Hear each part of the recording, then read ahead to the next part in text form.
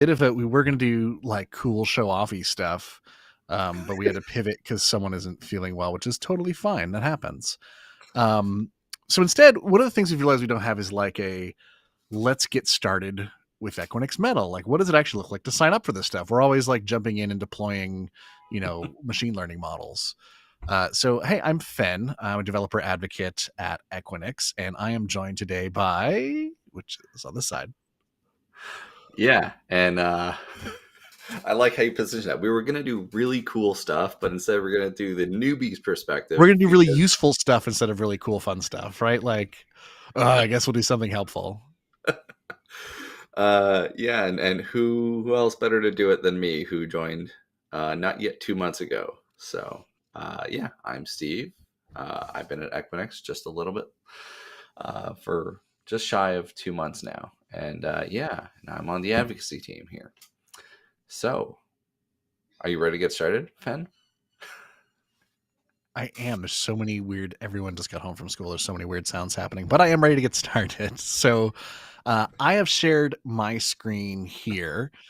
So I've started. This is deploy.equinix.com/get-started, and that will get you this nice little sign up page where you can sign up for an account, because obviously it's the first thing you have to do. I filled this in earlier, so I didn't have to type it at the time, and I'm going to create an account. Ooh, I didn't know I had to validate my email. That'll be fun. And go off screen. It's cool. No, we got it.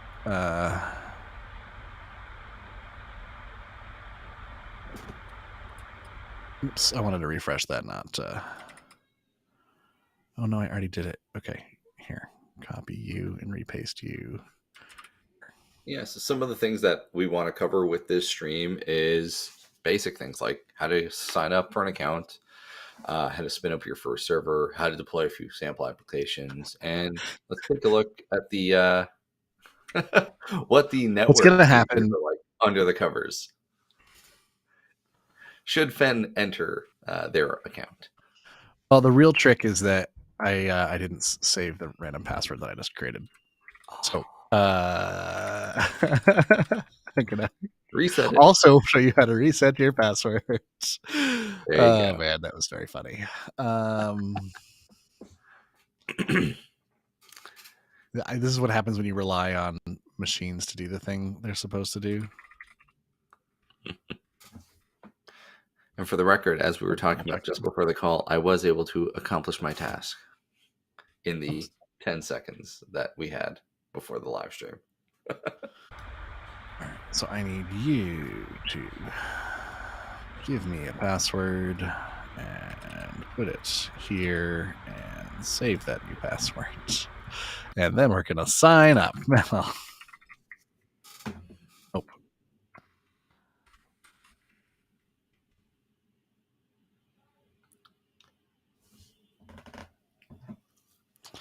Great. So when you first create the account, it's going to jump you into setting up an organization. This is to hold everything that you've got going on for, where are we going to put these servers, right? So this is going to be new metal test. No, it should be obviously new metal test. Yeah. Sure. This one is just for fun. Just for fun. This is probably going to need my info for these things, huh? So I am going to just stop this real quick and fill in some secret details, and then it will be all set. What? Isn't your address like One Fortress of Solitude? Right, One Fortress of Solitude, middle of nowhere, Vermont.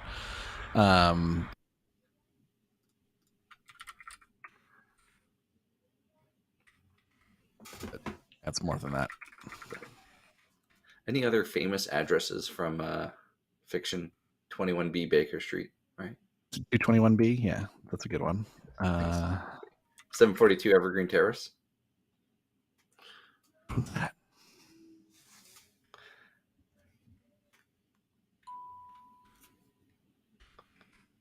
Good.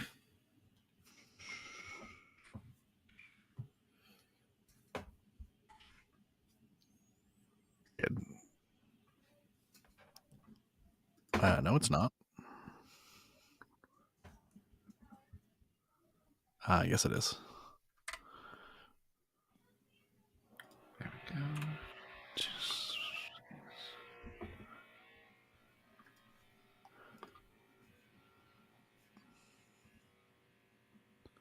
Did it work?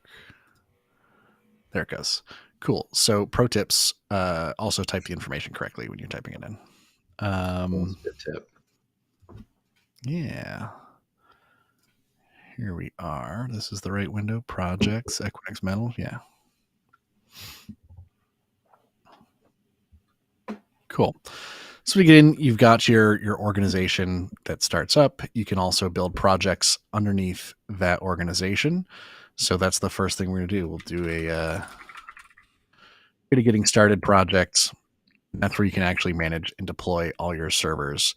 The other thing that's important to do that's like easy to skip from here, but will cause you problems down the road. You want to go into your profile and it's got SSH keys. You don't necessarily need to upload SSH keys when you create a server. We do technically give you a root login and password you can use our out of band console.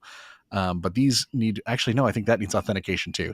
So we do need to have an SSH key up here. So you want to go and add your public key. Ends SSH key and paste it in there. I'm going to bring up my no, that's not shared.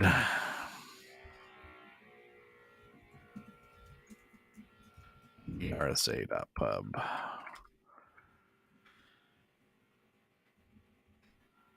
And boop, dump it back in. We don't have any servers yet, so we don't have to associate it to begin with. And we'll just add SSH key. So it's that easy. But that lets you actually, log into your servers after you've created them, because it does disable password and require the certificate login for everything. So that's basic, like getting an account started.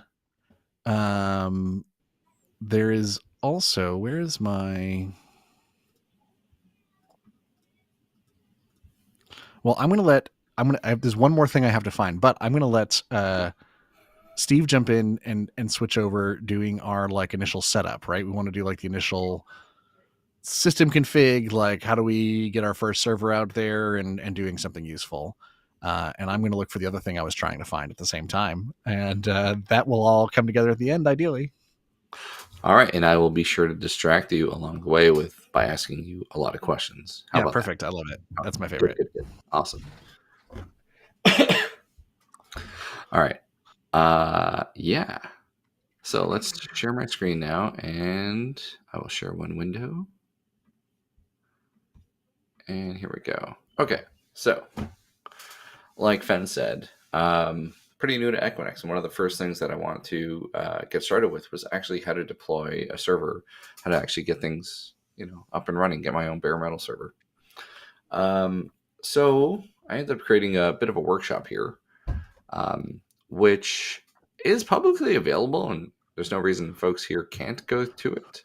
But we're hoping to build on this and create additional workshops down the road. But this is kind of a proof of concept of see if folks like this, then we'll give it a shot. A lot of the first part here for the account setup and account creation, Fen already did, so we're going to skip that one, and we're going to go do one of the more fun things that we've been kind of going through during the workshop. So this, I'm not going to follow this, keep flipping back and forth between tabs here, but I'll do a quick overview of some of the things that we want to accomplish, then I'll go back to the console and do it again. So basically the goal of this module over here was to deploy a bare metal server and then leverage the cloud config section to both deploy Kubernetes with K3s and deploy a sample application like, in this case, it's called Reactl. If you're not familiar with Reactl, it's basically an open source version of Wordle built using React. So let's go over here and let's create a new server. Like Fen was showing earlier, when you're looking at the console, at the top left, this is your organizations. I'm a member of 3 different orgs. Right now we're in the success one. And there's a whole bunch of different projects in here, about 77. I'm going to stick to the one that I have access to, which is the DevRel project. There's a whole bunch of other project-specific settings there on the bottom. You can see the nav bar on the left. Interconnections to connect back to Equinix Fabric, and different networking options there for you. But yeah, so the manage servers outlines what servers you actually have available, and then the on-demand button just give me a new one. All right, so let's go through and pick the C3. Actually, before we pick the server size, let's go and take a look at the metros. So here we've got, I think it's like 20, 25 different metros. I forget the number. But let's go ahead and pick Dallas, since that seems to have the most inventory all the time. And let's click the C3 small. You can see here, I think we have some ARM processor support in here, but it's mostly x86. And you can see the supported operating systems on each one and the price. If you go down, you have to choose your operating system. You can have a custom IPXE. You can upload your own. But for me, I'm familiar with Ubuntu, so I'm going to go ahead and click that. And click on version 20. Let me give it a quick, simple name here, Steve Mar Reactal. And under optional settings, you can see here that we can actually select multiple servers at once. They'll be deployed in the same region. And under user data, let's go ahead and give it some script here that's going to leverage the cloud config format.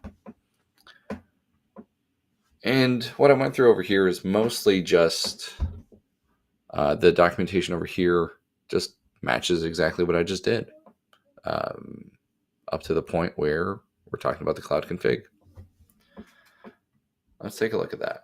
So before I go and actually spin that up, Fen, did you have anything to chime in? Did I do anything wrong as the newbie here? I'm used to doing No, things it's wrong. all looks fantastic. Okay. All right. Let's go ahead and deploy this, and then we can look back at what the code's doing in just a second, because it is going to take about a minute or two to run. Let's go ahead and hit deploy.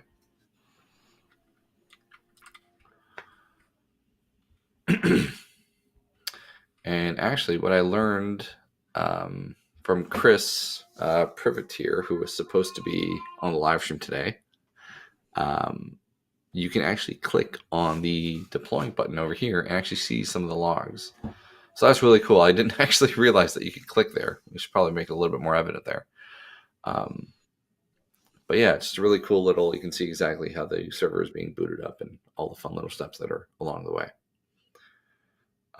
Let's go back and take a look at that code that was in there. It's just some shell scripts. The first one being a curl command to download and install K3s, and then sleep a few seconds and then do a kube cuddle apply. And you can see here the repo. It's a very, very minimal Kubernetes YAML file in here. Pretty much just pointing to Chris's container registry, where he has the app snapshot of the app there, and then making sure that it runs on port 31,000. It's pretty much as minimal as you can make it. Let's go back over here. And is it ready? It's almost ready. It's phoning home, apparently. Good ET reference there. It does take a minute. There's a lot that's buried in that phone home moment, but it's largely the after system reboots. It needs to show back up, and so it takes a minute for it to come through everything. So is it a collect call? It is a long distance call. What's that? No, it's on prem. But it's the call is coming from inside the data center. But yeah, it's reporting back status and everything else like that, so it can tell you whether or not Nice. what's going on. It's reporting back into the metadata servers, which is all sorts of handy stuff. So one thing that was asked while we were doing the workshop is, how is it that the Ubuntu servers can be spun up in like 60 seconds? Because if you look, let me go back to where we were. If you look here, there's the little lightning bolt logo. So it's like Yeah. basically it's we can deploy this really quickly, whereas in about 1 to 2 minutes, whereas the other ones are 5 to 10, maybe 20 minutes for VMware. What's the how can they do that, Fen? Yeah, that's an excellent question. So a handful of these we have kind of pre-deployed. They're usually the bigger operating systems. So they're kind of ready to go as an image on a handful of our machines. So largely, rather than having to go through the process, these are using some sort of like PXE Boot Advanced to load the images on. In fact, you can load your own custom IPXE images if you want. I've done that plenty of times to pull in like a router, an open source router image I want to deploy on the server. So I can do that, for instance, using a custom image. I was But actually things just that are going to popular ask. like Ubuntu, we kind of have ready to go. So it grabs a server that has the image loaded. It does the nice, it's all deprovisioned. It's going to do a reboot to make sure it boots into the clean OS and do whatever setup it needs to do and things like that. But it doesn't have to do the full download of the OS image, install of the OS image, and then all of that. Like that's all been pre-done. I was actually going to ask what's one of the use cases for like a custom iPXE image, and you're saying for something for like as a Oh, custom all router. sorts of reasons, right? Yeah, custom router. Maybe there's something in our image of whatever Ubuntu, Red Hat, Rocky that you don't like, and you want to do it custom. Hmm. Maybe you have like really specific custom OS requirements. Kind of the nice thing about doing bare metal is like you have control over that whole stack. If you've got like a real custom stripped down container OS or something, right? That you have configured the way you want to. You can deploy that custom one rather than using our image of Flatcar, for instance. Um, but yeah, it's really lets you deploy whatever you want onto that metal. If it's if it's an operating system, you can deploy it and run it. And sorry, as we were talking, I did go ahead and click the deploy a VMware ESXi instance all on there also. Yeah, cool. Um, I'll be honest, this was kind of a we're kind of flying by the seam of our pants here because I've only played with that once, and I'm gonna try and sneak that in here also to see if it works. Yeah. But for now, it looks like the first I guess bare metal server that we provisioned is up and running, and it's there. It's got a public IP address. Um, let's go ahead and see if our Reactl app is up there. So I'm going to go ahead and copy that IP address. And if you remember, it was running on port 31,000, I want to say. Yes. And there it is. There you go. Not the word of the day. Do I actually want to try and guess it? No. It's actually not bad, man. Metal is a good start word for that. That's not bad at all. Oh, okay. All right. Getting somewhere. No, but we won't actually. Yeah, I'd be right. so embarrassed if I get this wrong. So yeah, we're just gonna stop here and say that it's not part of the stream. We're just gonna go and do something else. Yeah. Um, one thing that I wanted to show though was, as you saw, when we were doing all that, I wrote the commands in the cloud config, right? And I actually didn't properly specify the SSH keys like I should have. But let's actually take a look at the T3 small that I have running here. And if you look at the SSH keys there, well, that's a lot of SSH keys, but mine is actually in there amongst everyone else's. The user SSH keys, mine's in there. So let's actually go and take a look at the T3 small one, see if we can connect to that one. Go back to it. I guess we can just hit the public IP address here. And there we go. And I think this one is also running an instance of Reactl also. So we should have the kubectl command. Yeah, we do. Okay.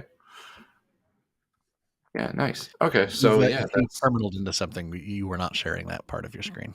Oh, wow, that was pretty bad. Okay, let me see if I can share that really quick. Let's go back here. Let me share that 1 second. Stop sharing and share again.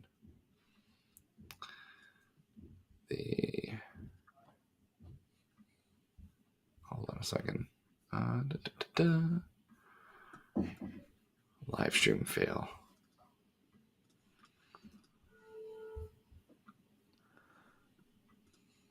Do you see it? The terminal now? Yeah. Oh, I see my terminal. Do you see my terminal?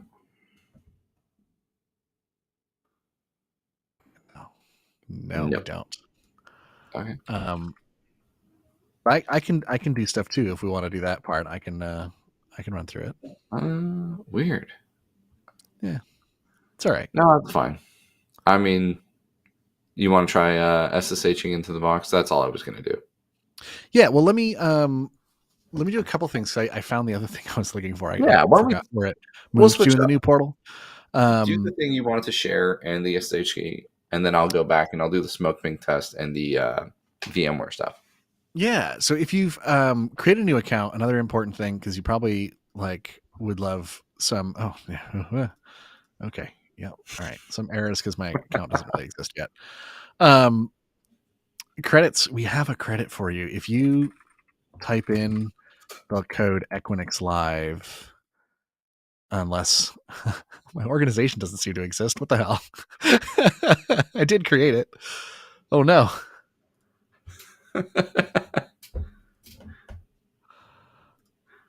There it goes. Okay. Oh, this is not my address, but it is the address of one of my favorite bars. Don't harass them, please. We'll have to move our little camera settings though to the top left if possible, as yeah, we're right. about to put in the promo code. So Equinix Live drops in the promo code. It is an $800 promo code for you, so you can kind of spin up some servers and play around with them for about a month. Yeah, you should do that. It's a good code for you. Congratulations for watching the stream. You get free money to play around with bare metal servers. But yeah, let me deploy the same thing you did. And there's, I don't know. I want one nearby. Put it in What was Montreal. the code again?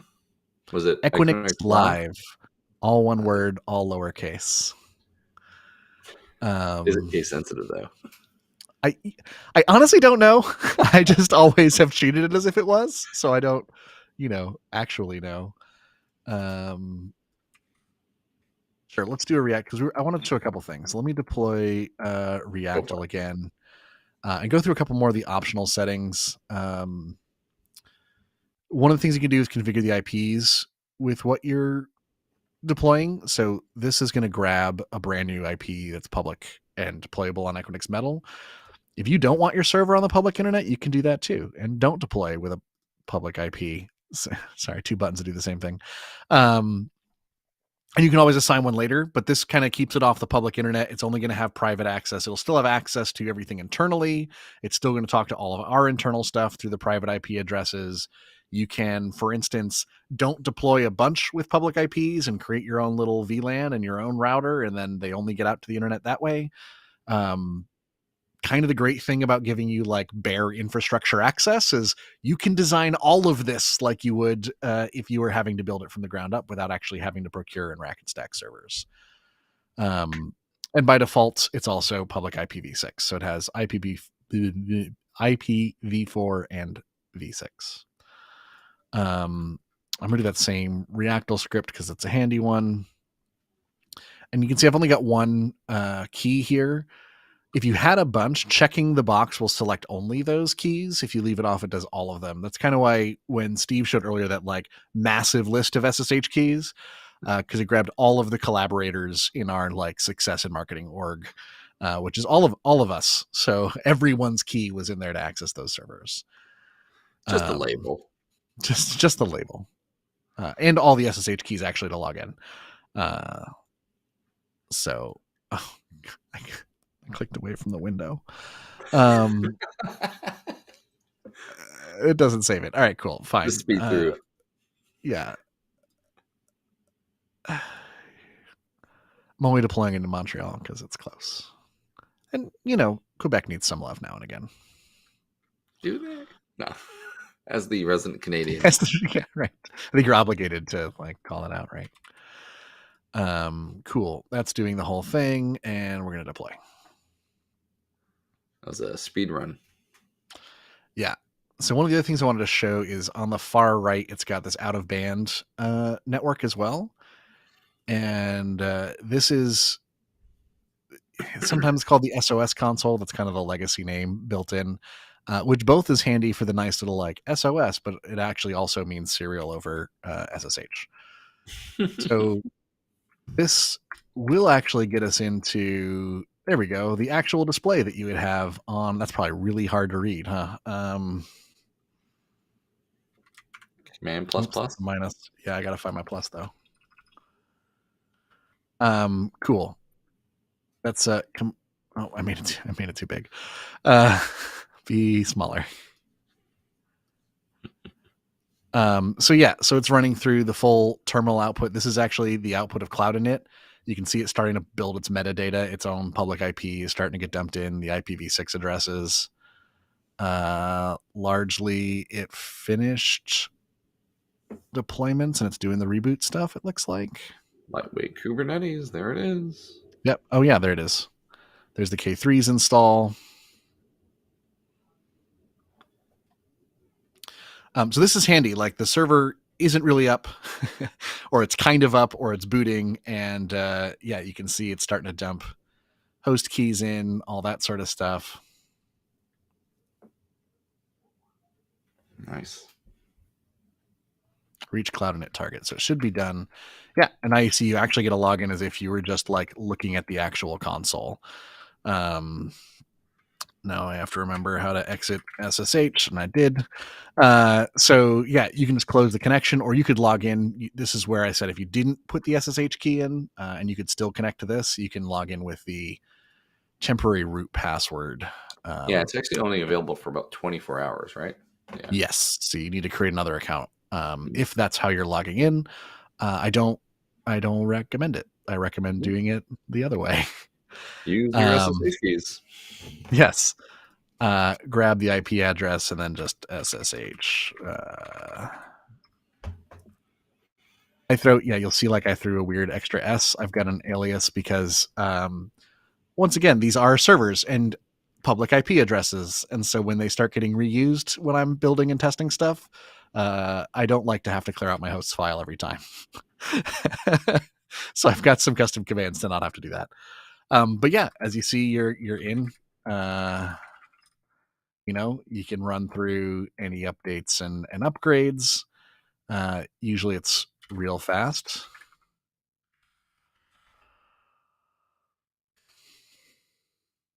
Because it's nice being on a big internet pipe. That's kind of the nice thing about Equinix servers is all of our stuff sits in like the same data centers we use for everything else. A lot of our data centers are internet business exchanges, and so like lots of different providers interconnect. What's the actual networking on this device? Let's see. What's the M3 got? So it's 2x 25 gig network ports that will in fact hit the internet that fast pretty well if they want to. I should have installed speed test instead of doing an upgrade is what I should have done. But it's all right. That actually dovetails nicely into the thing that I wanted to show again, which is the smoke test ping app that we have installed on a different server. But we can use that in just a few minutes here. Why don't we go through this thing first? Yeah, give me like 2 seconds to do this, and then oh, it's almost done. 98, 99, 90, 98 and a half. I like how you used Internet Business Exchanges, IBX. Mm-hmm. Very. I know how to brand.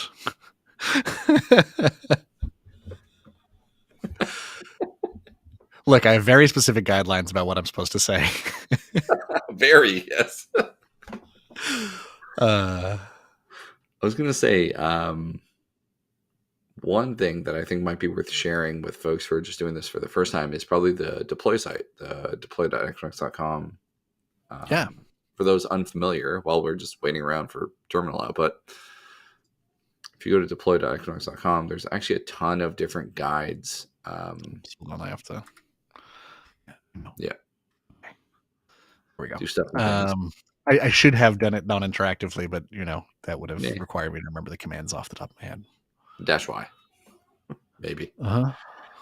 Yeah, if you want to pull up like the guides, I think that's probably like my favorite part so far that I've been uh, referring back to the under resources/guides, tech guides. Slash tech guides. Yeah. Sorry. It, it used to be at metal.equinix.com and it was arranged differently. It takes me a minute to readjust. I spent a whole year on the wrong website. Yeah, cool. But You yeah, got some we quick have. start guides. Yeah, I really like the quick start guides, like the intro to the console one. That kind of, I've been using that one to get familiar with the console, as well as the one up top there, deploy your first server. Also very handy that I've been using as a newbie. And someone really smart wrote that one in the middle there with the green icon there about using Oh Fabric service tokens. Mm, yeah, don't look at know that. who. Look at that nice little thing. Uh, It maybe was someone me. with. It was me. I Uh, spent a lot of time on it. I was gonna say maybe the green icon, the green Yeah, that's artwork the. was I due didn't to even the think of green that. hair. It's matching.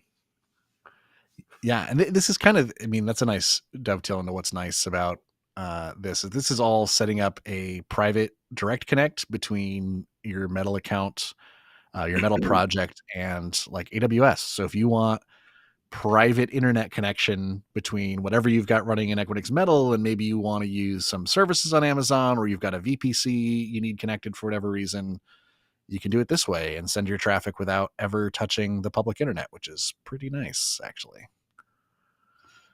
Um, cool. This is all done. What I wanted to do is apt install. Is it just speed test?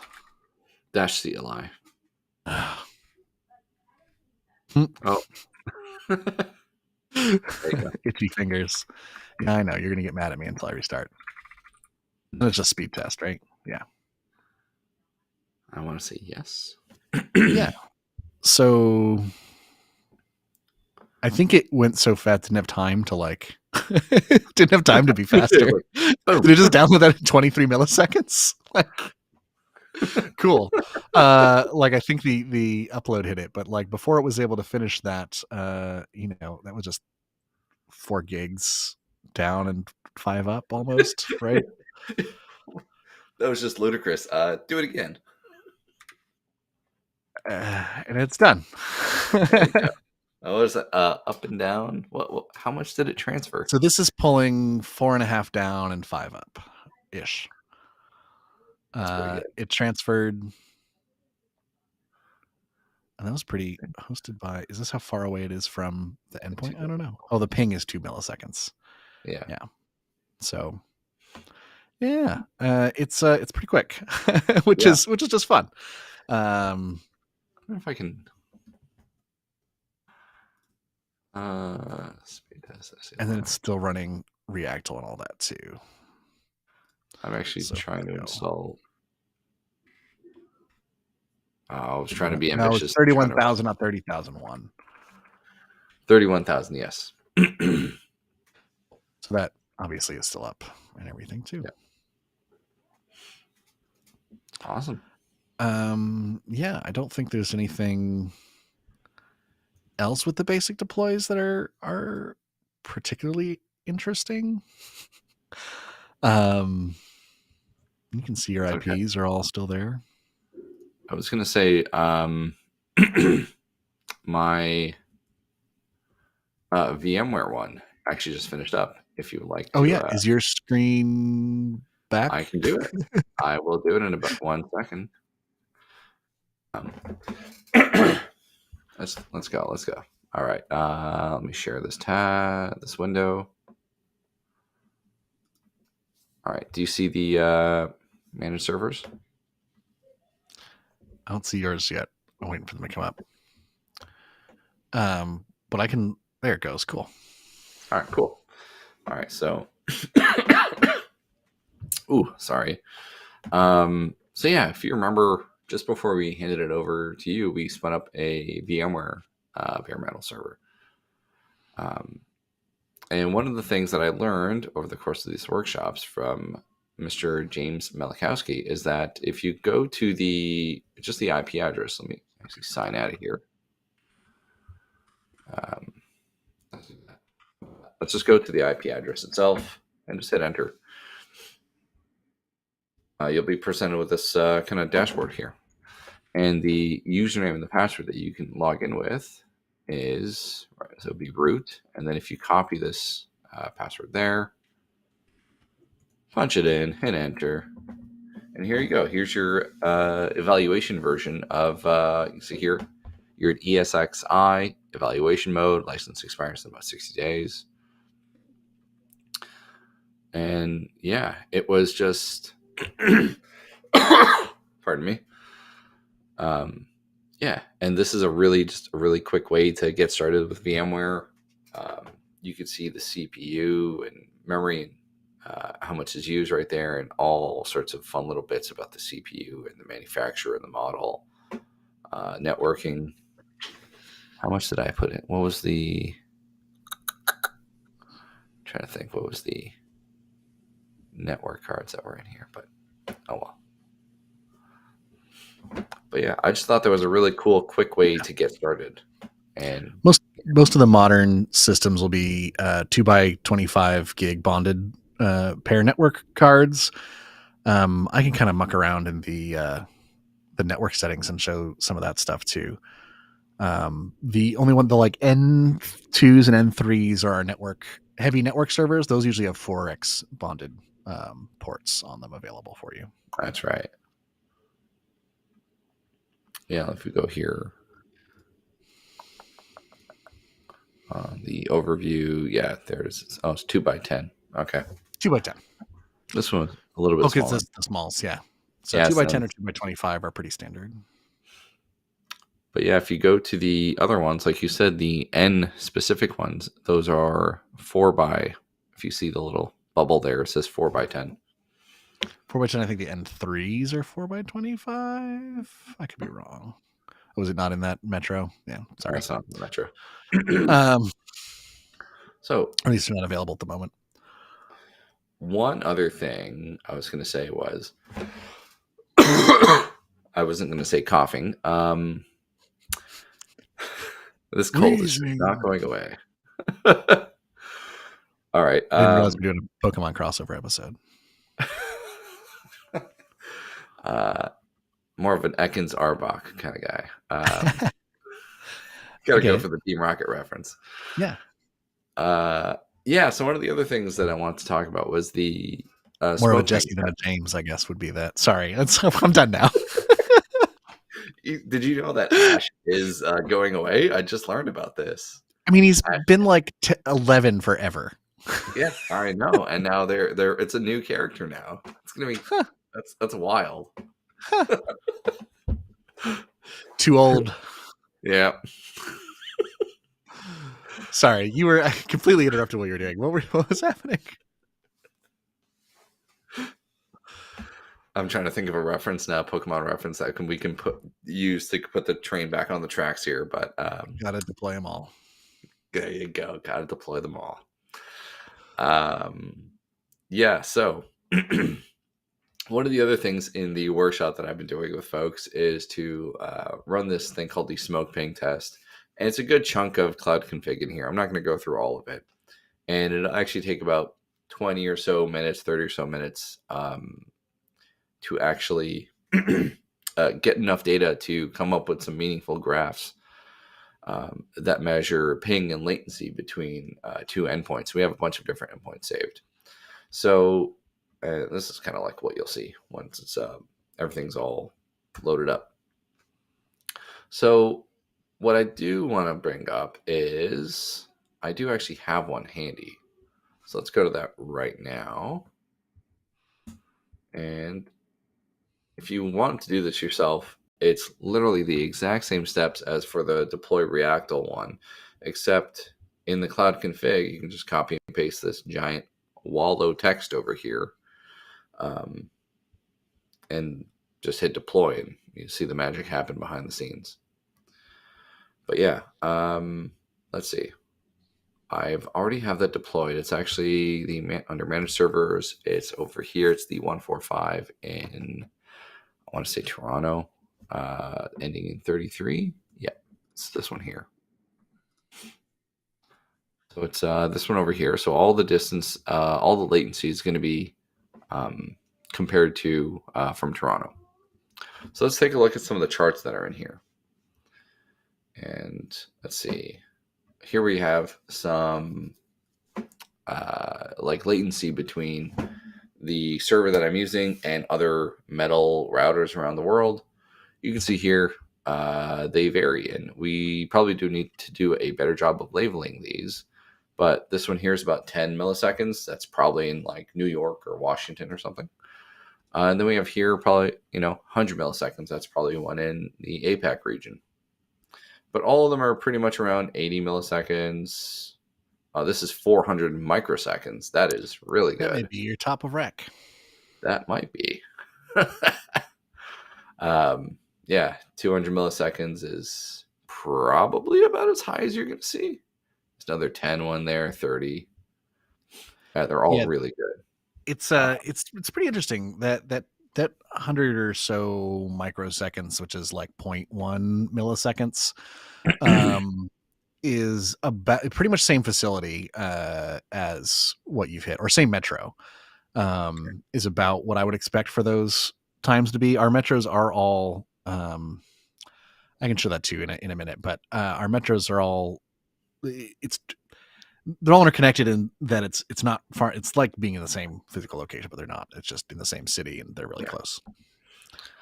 One other thing that I do like to show in here is that we've baked in some other random, they're not quite random, more like other endpoints here, specifically ones associated with Cloudflare and with Google. And if you look at those, um, the Cloudflare ones here, hovering at, what is that, a few milliseconds? I'm not sure Yeah. why those spiked over there, but yeah. As for the other, like 1.1.1 is for Cloudflare, right? So it's 1.001, I want to say. Mm-hmm. Yeah, Yep, so that's they're all Cloudflare DNS. yeah, they're all Cloudflare DNS, and it's about 2 milliseconds. And same with at Google, it's sub millisecond, Yeah. hovering between 400 and 600 microseconds. And that to me is, I think, like the main important part of it. Like, okay, well, why would you want to use bare metal at Equinix? Well, like it's hard to get faster speeds than this. Like, I think for me, one of the things that I've learned as like a newbie here is a lot of folks in the industry associate Equinix with like Colo, but at the on Equinix Metal, at the end of that bare metal server is access to this like awesome network that's interconnected all around the world. So Yeah. that's something that I learned that was really like quite profound, and like light bulb went off for me at that point. Yeah. Even in the interest of connected all over the world, I was just going to point out like two things else Go on for my it. screen if I can Yeah, here. go for it. So one of the other things you can do, like connected all over the world, one of the great moments you can do, you want to build stuff in other data centers. You can just, here's the checkbox to click. And now this enables backend transfer using private IPv4s between all of the facilities that are listed, all of the metros that are listed. So even just getting to the edge of where your customers are can be done just on our platform, traversing completely private connections at that point. It's all Equinix owned fiber that's going there. It's not public internet. It's all backend. It's all using our private IP addresses to transfer data between your systems and between facilities. So that's super neat that it's a checkbox to enable. You can do kind of public BGP stuff, but that's kind of beyond the scope of this tutorial, as well as kind of VLANs. But this layer 2 networking is kind of a unique service that our servers have as well. By default, it's got that public, like I said, it's this public IP address, and they're bonded LACP, if your network nerds bonds for it. So it treats it as like a single port. But you can actually convert these to full layer 2, pull it completely off the public internet. It's going to have no routed IP addresses. You have to assign all your IPs manually and build your own private, or you can do hybrid connections, which will give you access to the layer 2 interface. And you can even unbond your connections. So, for instance, leave one of your, because these are physical, again, it's not virtual, it's a physical machines, right? So you've got one physical Ethernet cable that will be running layer 3 connected to top of rack switch, and one physical Ethernet cable that's just running layer 2 with no IP addresses associated. And yeah, you can convert that stuff. Just I have no VLANs created, so it got mad at me.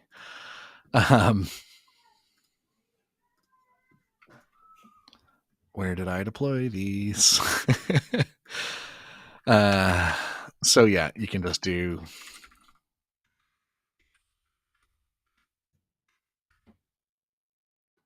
typing fast, not working today.